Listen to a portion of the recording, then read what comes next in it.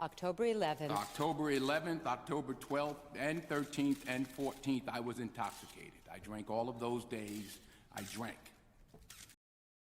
في الحلقة السابقة تحدثت عن الأسباب التي دفعتني لترك الإسلام، لكن تلك الأسباب لم تجعلني ملحد، بل جعلتني فقط أترك الإسلام. ورغم أن بعض المسلمين قد يرون أن الأمر هو نفسه، لكنه ليس كذلك، فترك الدين لا يعني أنك ستصبح ملحد. وهناك الكثير ممن تركوا الإسلام وقد اعتنقوا دينا آخر مثل المسيحية وأصبحوا مسيحيين.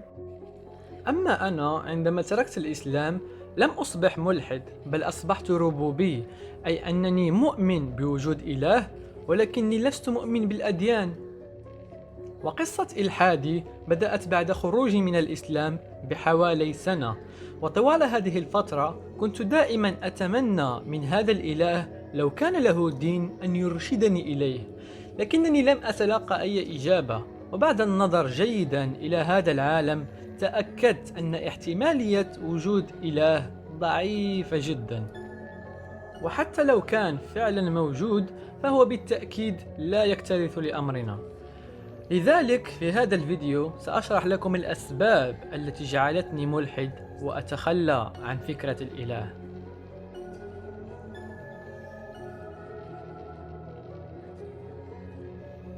بعد تركي للدين كنت ما زلت مؤمنا بوجود إله، أي أنني كنت ما زلت أظن أن الإله هو الذي يخلق البشر، وهو الذي يعطي ويأخذ أرواح الناس.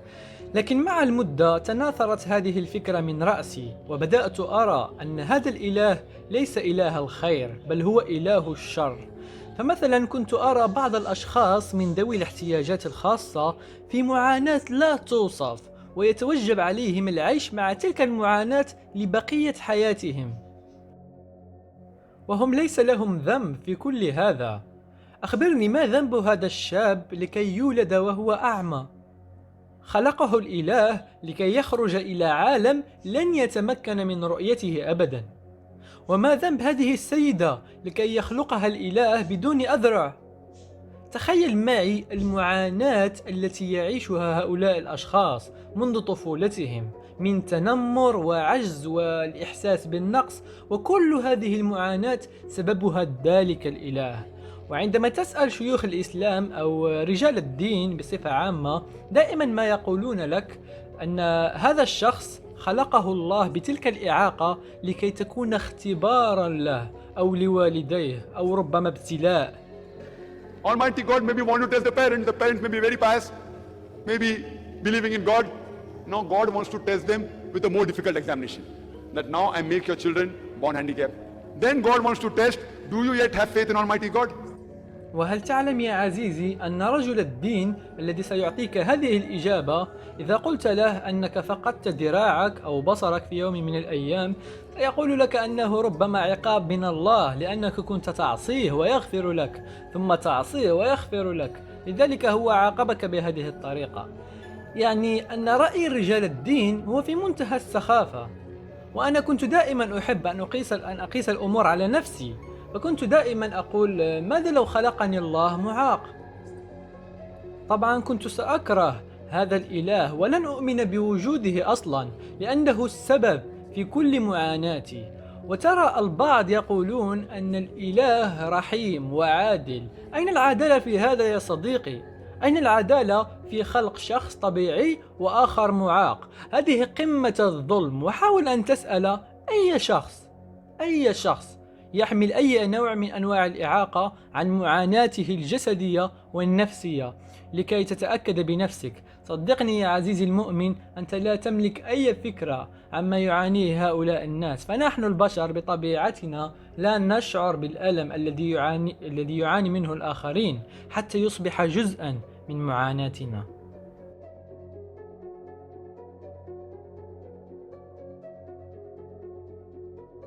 الجوع والمرض من أبشع الأشياء التي يمكن أن يعاني منها الإنسان.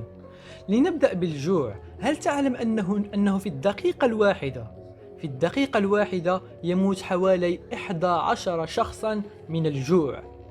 يعني أن أثناء مشاهدتك لهذا الفيديو هناك أشخاص يموتون من الجوع يا صديقي.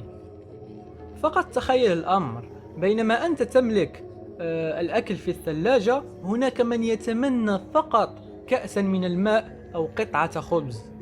لا أحد منا يتمنى أن يعاني من الجوع، لكن في هذا العالم الناس من مختلف الأعراق ومن مختلف الديانات يعانون من الجوع. مثلا اليمن دولة إسلامية ومعظم سكانها مسلمين، وهي من أكثر الدول التي يموت سكانها من المجاعة ومعظمهم أطفال. وهذه خريطة توضح الأمر أكثر. الدول باللون البرتقالي هي أكثر الدول التي تعاني من المجاعة، ونرى عددا من الدول ذات غالبية مسلمة وأخرى ذات غالبية مسيحية. فمثلا سوريا واليمن والسودان والصومال هي دول ذات غالبية مسلمة وتعاني من المجاعة. وأين الإله الإسلامي؟ ماذا يفعل حيال هذا الأمر؟ لا شيء، لأنه غير موجود.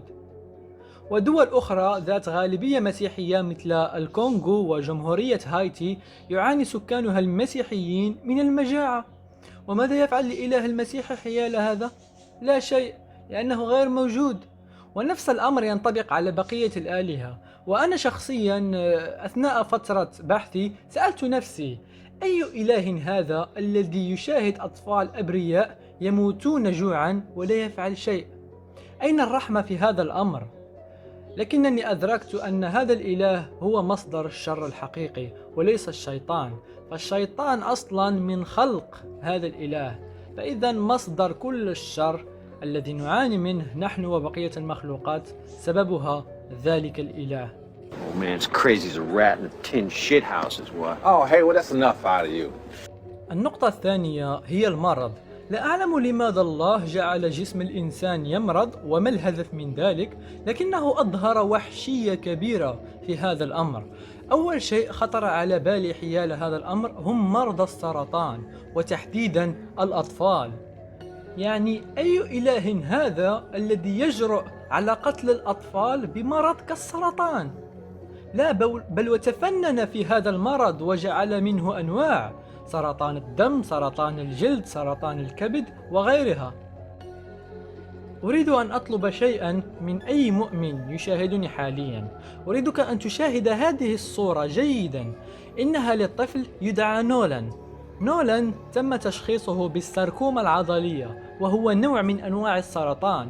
نولان كان ينام على باب الحمام عندما تكون أمه في الداخل، لأنه لم يقدر على أن يبقى ولو ثانية واحدة بدونها.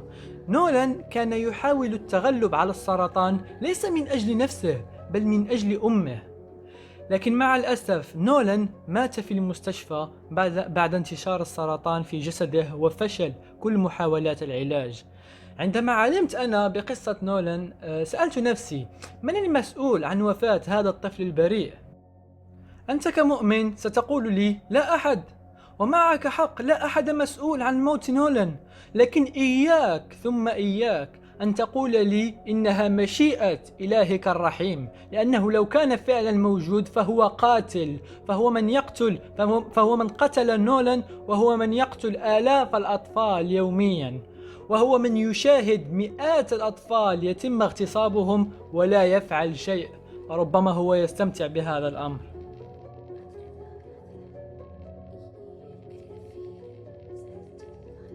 غياب أو إهمال الإله لهذا العالم الذي نعيش فيه كان أحد الأسباب التي جعلتني ملحد، لأن الإله من المفروض أن يهتم بهذا العالم كما يهتم الفلاح بأرضه، لكنه قرر تركنا لنواجه المصائب التي هو من وضعها على الأرض.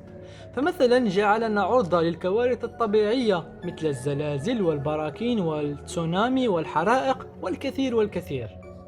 وبعضكم ربما يستخف بهذه الكوارث ويقول إنها ليست بشيء مهم أو أنها لا تقتل الكثير من الناس، لكنك مخطئ يا صديقي، لأنه مع كل التكنولوجيا الحديثة وإمكانية رصد الزلازل والتسونامي وغيرها ما زال هناك 60,000 إنسان يموت سنويا بسبب الكوارث الطبيعية. أما قبل 1000 سنة كان هناك الملايين يموتون سنويا بسبب هذه الكوارث التي لا دخل للبشر فيها. وكل هذه الكوارث الطبيعية هي نتيجة التصميم الغبي لهذا الإله.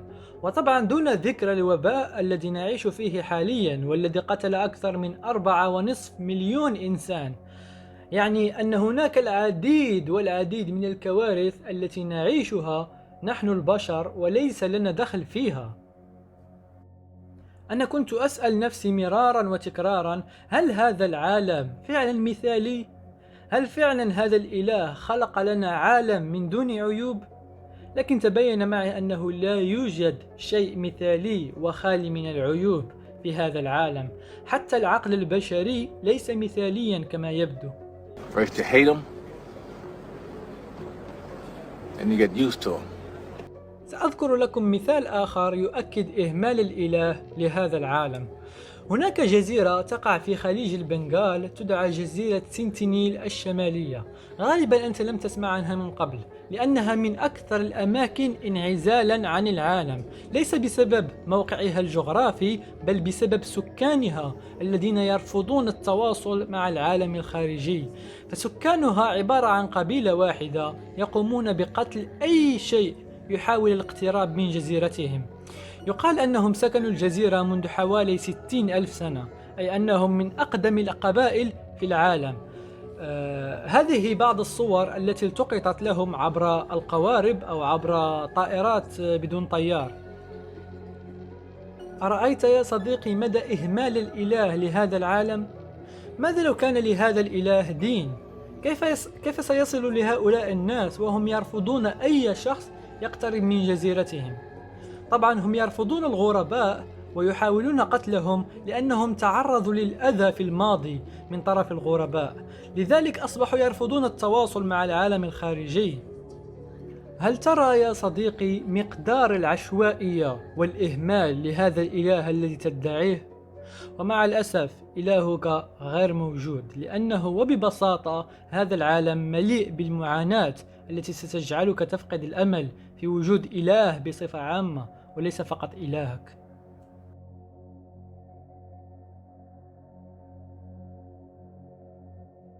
من بين كل الأسباب التي ذكرتها هناك المزيد والمزيد، لكنني اكتفيت فقط بهذه الأسباب. أنا لا أركز على أسباب إلحادي كثيرا لأنني أعتبر نفسي لا ديني، فلا يهم إن كان الشخص ربوبي أو ملحد أو لا أدري، المهم أنه رافض للأديان. وأنا كنت ربوبي من قبل، لكن هذا غير مهم، لأن القرار المهم الذي اتخذته هو تركي للدين وتحرري من خرافاته. Yes, I'm aware of that. وصحيح أصبح بإمكانكم الانضمام إلى القناة والحصول على بعض المزايا الجديدة عبر الانتساب. وهذا كل شيء. كانت هذه الحلقة عن الأسباب التي جعلتني ملحد. شكرا على وقتكم وأراكم في فيديو جديد.